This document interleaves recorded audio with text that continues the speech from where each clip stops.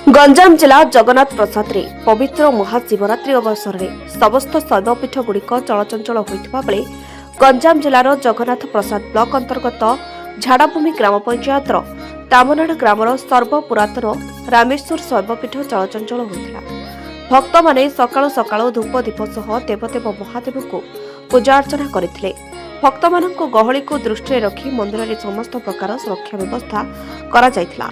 भक्तों पाई मंदिर परिसर भितरे पवित्र महाशिवरात्रि उपलक्षे अष्टप्रहरी नामयज्ञर आयोजन करा जायथिला एवं आलोकरे सज्जित होइतिबा उक्त शैवपीठ ध्वनि रे प्रकंपित होइतिला। जगतर कल्याण पाई शिव महादेव निजे विषपान करथिले, जगत को उद्धार करथिले।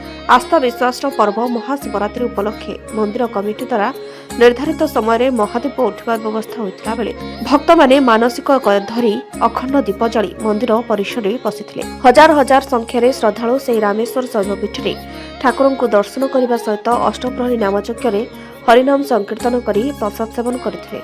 ए उत्सव को तामनाड़ ग्रामवासी स्थानीय सरपंच विप्रचरण स्वाई, पुत्र सुकांत कुमार स्वाई, समीर सभ्य अनुप कुमार भूया, पप्पू पृष्टि, वरुण प्रधान, नारायण जेना, ग्राम कमिटी सभापति सुभाष रणा, सुभाष सामल, जनार्दन पृष्टि, मुरली नायक विभिन्न स्वेच्छासेवी अनुष्ठान युवगोष्ठी सुरुखुरे परिचालना करथिले।